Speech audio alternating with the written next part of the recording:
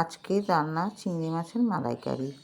এই চিংড়ি মাছের মালাইকারি কীভাবে করছি আপনাদের সম্পূর্ণ রান্নাতেই দেখাচ্ছি। এই চিংড়ি মাছ ভালো করে ধুয়ে আমি নুন হলুদ মাখিয়ে নিলাম। নিয়ে এবার এটাতে দিতে হবে নারকেলের দুধ। তাই নারকেলের পাউডারও এখন কিনতে পাওয়া যায়। একটা ছোট প্যাকেট আমার ঘরে ছিল, তো ওইটাতে সম্পূর্ণ হবে না বলে ছোট নারকেল একটা ঘরেতে রয়েছে। ওই নারকেলটাকেও আমি কেটে নিলাম। প্যাকেটটা ছিঁড়ে গরম জলে ভিজিয়ে দিলাম, আর নারকেলটা কেটেই মিক্সিতে আমি পিষে দুধ বার করে নেব। এদিকে আমি কড়াই চাপিয়ে দিয়েছি, আর কড়াই চাপিয়ে তেল গরম হতে হতে নারকেলের দুধ আমি মিক্সিতে পিষে বার করতে চলে গেলাম। আর এদিকে আবার আমি খানিকটা পেঁয়াজ, যা যা আমার মশলা লাগবে সেটাও আমি রেডি করে নিয়েছি। এবার একে একে আমি মাছগুলো ভেজে আমি তুলব তেল গরম হয়ে গেলে।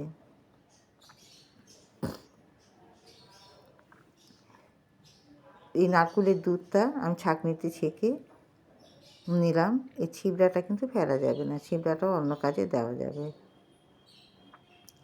একটা ছোট নারকেল দিয়ে বেশ খানিকটা ভালো দুধ বেরিয়েছে। এদিকে চিংড়ি মাছ ভেজে আমি তুলে নিলাম। আর এইখানে আমি মশলাটা দিয়েছি পেঁয়াজ আর রসুন, আর অল্প একটু আদা দিয়েছি, সামান্য আদা। এই দিয়ে ওই চিংড়ি মাছ ভাজার তেলের মধ্যেই আমি দিয়ে দিয়েছিলাম গোটা গরম মশলা, একটু দারচিনি আর ছোটো এলাচ দিয়ে আমি এটাকে কষাতে বসিয়ে দিয়েছি। এটা সম্পূর্ণ ভালোভাবে কষানো হবে।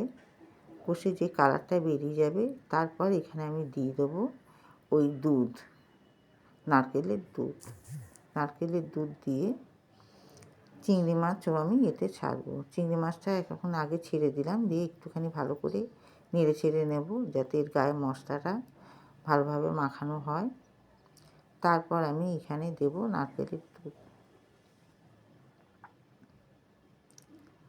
নারকেলের দুধ দিয়ে ভালো করে আমি এটা ফুটতে বসাবো, চিংড়ি মাছগুলো সেদ্ধ হওয়ার জন্য। আর এখানে আমি দিয়ে দিয়েছি ঝালের জন্য 2টো কাঁচা লঙ্কা বেটে দিয়েছি, যেহেতু বাচ্চারা খাবে বলে বেশি লঙ্কা আমি বেটে দিইনি, আর গোটা লঙ্কা আমি দিয়েছি, দেখতেই পাচ্ছেন। এইভাবে আমি মিনিট 10 ফোটাবো, গ্রেভিটা যতক্ষণ না তৈরি হচ্ছে। গ্রেভি তৈরি হয়ে গেছে, দেখতেই পাচ্ছেন খুব সুন্দর একটা কালার এসছে, একটা থকথকে। এইভাবে আমি চিংড়ি মাছ মালাইকারি করি। আপনারা কীরকমভাবে করেন জানাতে কিন্তু ভুলবেন না, অতি অবশ্যই জানাবেন। আর আমার এই রেসিপিটি যদি ভালো লাগে লাইক দিয়ে আমার পাশে থাকবেন। এই ছিল আমার আজকের রান্না। আবার আমি আসবো নেক্সট ভিডিওতে একটা ভালো রান্না নিয়ে আপনাদের মাঝে।